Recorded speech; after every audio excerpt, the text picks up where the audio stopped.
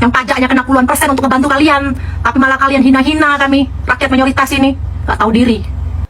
Jadi perusuh kalian di Indonesia ini, bikin Indonesia tidak baik-baik saja. Kalau mau bikin kelompok kalian tidak baik-baik saja, jangan pakai nama kata Indonesia. Bilang aja kelompok kami tidak baik-baik saja. Jangan pernah pakai nama kata rakyat ataupun Indonesia, karena kami rakyat Indonesia sebenarnya tidak merasa terwakilkan oleh kalian. Paham? Bahkan rakyat jelata pun udah muak sama kalian. Apalagi kami, ya, yang capek-capek kerja di Indonesia ini ya, kena pajak 30%-an, 20 atau 10-an% untuk ngebantu orang-orang kayak kalian supaya bisa tetap hidup bertahan di Indonesia. Balasan kalian hina kami yang ngebantu pajak Indonesia ini, ya, membuat nolongin kalian. Kalian tidak hargai pilihan mayoritas kami dari Sabang sampai Merauke ini, hah? Segelintiran kalian, suaranya ya, terzolimin kalian satu dunia.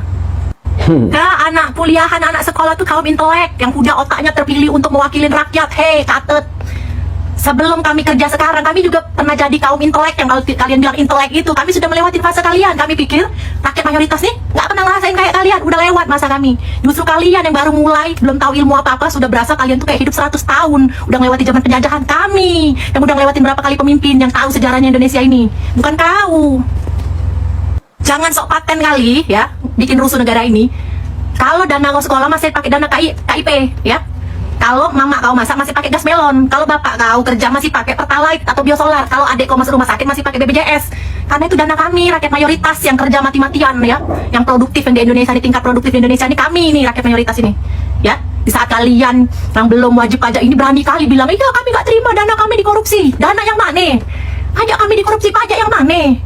Masih sekolah belum kena wajib pajak, berani ngomong pajak kami. Pajak yang mana? Kami ya, kena pajak puluhan persen. Raffi Ahmad kena pajak ratusan miliaran. Nggak sebacot kalian yang nggak pernah ngasih sumbang siapa apa buat negara, malah ngasih kerusuhan doang. Iya, tapi di luar negeri gaji gede, pajaknya juga gede di luar negeri, ha? Rakyatnya sedikit, makanya negara nggak banyak-banyak kali ngebantu. Rakyat kita terbesar nomor 4 di dunia, beranak pinak. Kayak mana mau merata, mau di sama ratakan semuanya? Kalau nggak kita ini yang ikut ngebantu mengurangi beban negara. Gue punya 3 kerjaan supaya gue punya asuransi pribadi. Gue punya asuransi pribadi, tapi perusahaan gue tetap ngebayar BPJS. Gue nggak pernah pakai BPJS gue supaya apa? Dananya bisa dipakai sama kalian, ya.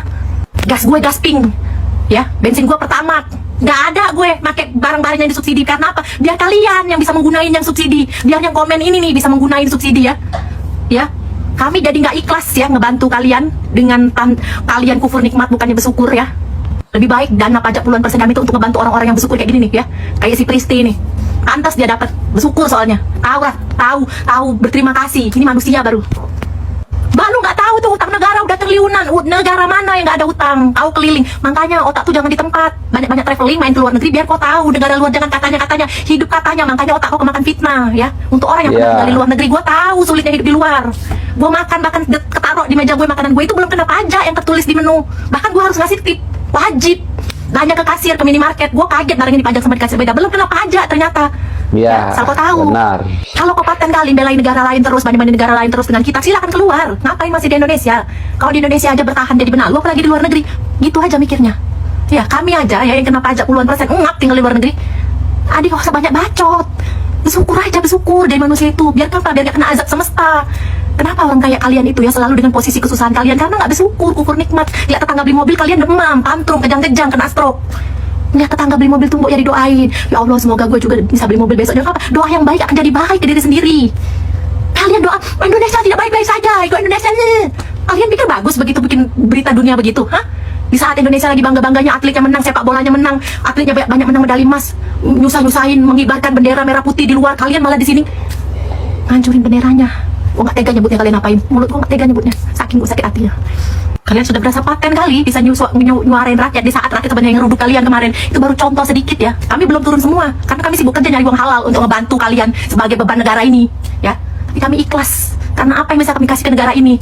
Kalau nggak cuma ngasih pajak itu, nggak pakai barang-barang subsidi supaya kalian bisa pakai, ya. Kalau belum bisa ngasih sumbangsi ke negara, at least nggak nyebar fitnah, nggak buat kerusuhan, udah selesai.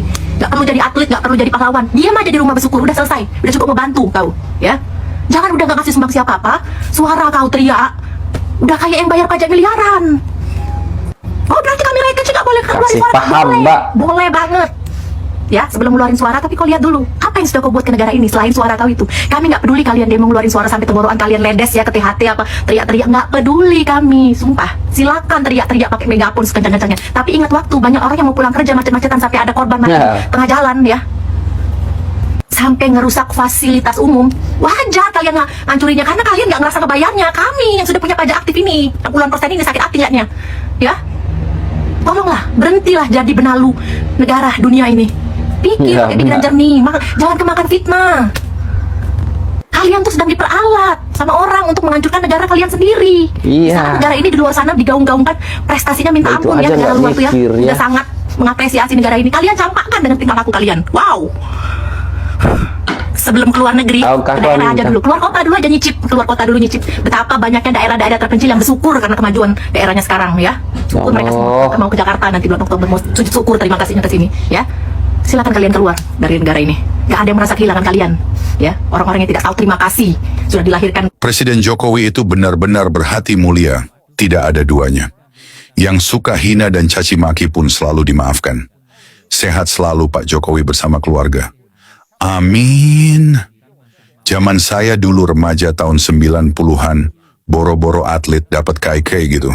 Dapat kesempatan kerja lewat jalur prestasi di kementerian, BUMN sampai loker di pemerintahan. Zaman dulu nggak pernah begini, sampai ada yang beliin rumah. Zaman dulu cuman mimpi, makanya kayak Elias Pical jualan narkoba, jadi satpam diskotek. Karena dulu nggak pernah dihargain. Kayak Susi Susanti jadi pelatih di luar Indonesia, karena atlet waktu dulu nggak ada penghargaannya. Tapi banyak rakyat yang suka teriak-teriak itu, turunkan Jokowi, selalu nggak bersyukur. Mari kita saksikan video berikut ini.